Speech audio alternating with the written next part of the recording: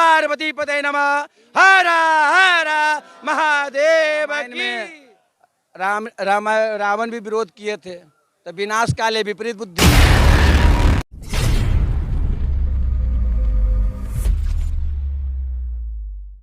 मेरा नाम है शंकर कुमार पांडे। कब से जुड़े हैं आप बागी? मैं भगवान से हमेशा जुड़े रहते हैं और श्री राम की जिस चरण के प्रभु में उनके शरण में हैं।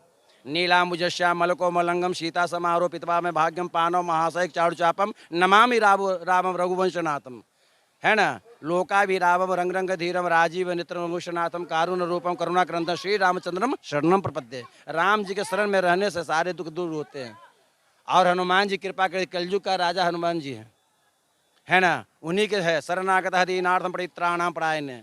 भगवान के शरण में रहने से आपके सारे दुख दूर होने वाले हैं।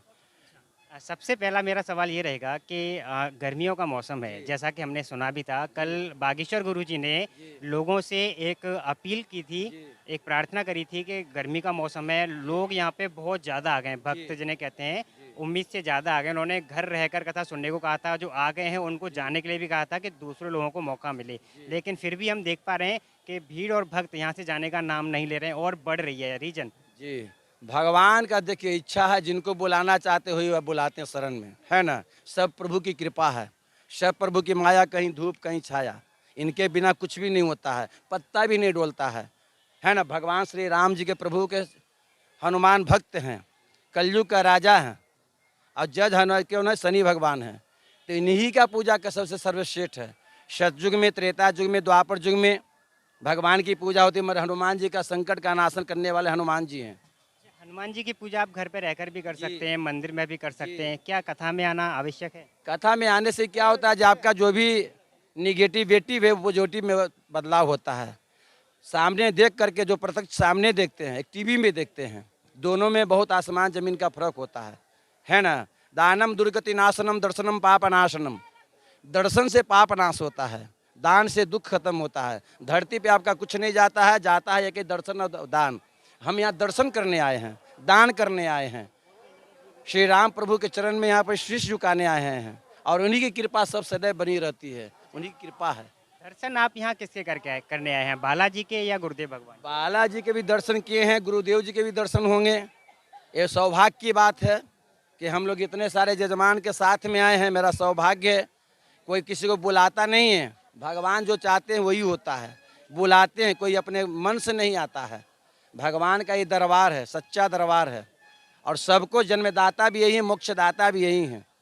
तो भगवान के शरण में एक दिन आपको आना है ना। लेकिन फिर भी हम देख रहे हैं कि और भी कई संत हैं, गुरु हैं भारतवर्ष में, बहुत अच्छे अच्छे हैं, लेकिन उनकी अपेक्षा बागेश्वर गुरु जी की कथा में देखा गया बहुत पूजनीय हैं। जितने भी गुरु महात्मा है सब पूजनीय हैं, है ना। उंगली पांचों बराबर भगवान दिए नहीं हैं। किसी को ज्ञान 10% है, किसी को 50%, किसी को 100% है ना।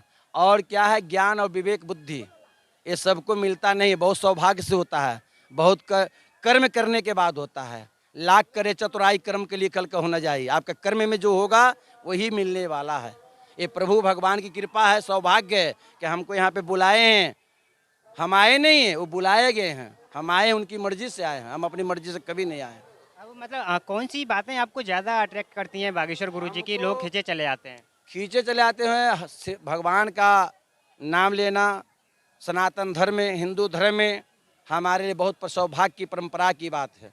मेरा सवाल ये था, जैसे भगवान का नाम तो ज़्यादातर सभी धर्मगुरु बुलवाते हैं, जो सभी जोड़ते हैं, लेकिन इनकी बात कुछ अलग आपको लगती है कि लोग ज़्यादा इनसे देखिए, मेरा सौभाग्य है, जुड़ने की बात है। भगवान के सब नाम लेते हैं, परंतु भगवान के जो हैं किन्हीं का दिव्य स्वरूप मिलता है ना। भगवान किसी किसी में बसते हैं, है ना। सबसे बड़ी कष्ट यही है। और भगवान के शरण में आने से सारे ही आपके दुख दूर होने वाले हैं और कोई दुख दूर करने वाले नहीं हैं। आज नहीं आए कल आना। भगवान सीताराम राम जी के शरण में आना है, हनुमान जी के चरण में पटक के माथा पकड़ के गिरना है। वही कलयुग का है, सबका निवारण करने वाले हैं। गुरुदेव के यहाँ आने से पहले कुछ चीज़ें सोशल मीडिया पे शायद आपने देखी भी होंगी, बहुत ज़्यादा अटकलें थी, उनका विरोध भी हो रहा था, तो उस विरोध का कोई असर पड़ा है यहाँ पे? अच्छाई के लिए तो बुराई वाला बहुत विरोध करते हैं। जब अच्छे मार्ग के लेके चलते हैं ना, तो बुरे भी उनसे लग जाते हैं, है ना। मगर जो अपना विरोधी क्या सब साइड हट जाएंगे। कुछ उनसे बनने वाला नहीं है। सच्चाई सच्चाई होती है, झूठ झूठ होता है। भगवान क्या है, यहाँ बसते हैं और उनका प्रिय भक्त हैं। जब वो भक्त है तो हम भी हमारे गुरु हैं, पूजनीय हैं। भगवान भी हमारे पूजनीय हैं। जो हमारे सनातन धर्म का और बागेश्वर धाम का बागेश्वर गुरु जी का विरोध करते हैं, उनके लिए कोई दो शब्द कहना चाहेंगे? विरोध करने वाले वो अपने सब सही हो जाएंगे, विरोध क्या करेंगे? अरे रामायण में रावण भी विरोध किए थे, तो विनाश काले विपरीत बुद्धि। जिसका जो विरोध करेंगे विनाश काले विपरीत बुद्धि। भगवान बुद्धि को भ्रष्ट कर देते हैं। कंस चला गया इतना बड़ा, रावण चला गया, सोने का लंका था, तो हम आप क्या है? विरोध करने से आपको कुछ मिलने वाला नहीं है। अब आपको भगवान के शरण में आना है, राम जी के शरण में आना है, बागेश्वर जी के शरण में आना है। उन्हीं के शरण से सब कुछ होगा और कुछ उद्धार होने वाला नहीं है। कितना भी आप कुछ कर लीजिएगा, जन्मदाता भी वही है, मोक्षदाता भगवान श्री राम प्रभु हैं, नारायण हैं। जैसा कि हम देख भी पा रहे हैं, उस विरोध का कोई खास असर भी नहीं है और ज्यादा संख्या में भक्त यहाँ पे मौजूद जितने हैं। लोग विरोध करेंगे उतने काफिला बने जब बढ़ता चला जाएगा। जितना विरोध करेंगे उतना भीड़ जुटेगा। अच्छा, बागेश्वर गुरु जी हमेशा सनातन धर्म हिंदू राष्ट्र की बात जी। करते हैं, कहीं ऐसा तो नहीं कि इसी वजह से उनका विरोध ज्यादा होता है? देखिए, हर कोई के सच्चाई पे विरोध करते हैं लोग। आज हम भी सच्चाई मार्ग पे चलेंगे तो जब झूठ को हम लोग का भी मिलेगा करने के लिए। विरोध वोट पता है कुछ नहीं है ना, वो अपने अपने राजनीति करते हैं। वोट बैंक के लिए अलग की बात है जो करते हैं, मगर जो कुछ करने से कुछ होने वाला नहीं है। बोले बागेश्वर धाम राम की जय, बोले त्रेतपाली जगन्नाथ भगवान की जय। श्री राम, वो जय महादेव की। नमः पार्वती पते नमः, हरा हरा महादेव की। बोले सीताराम, बोले पवन पुत्र हनुमान की।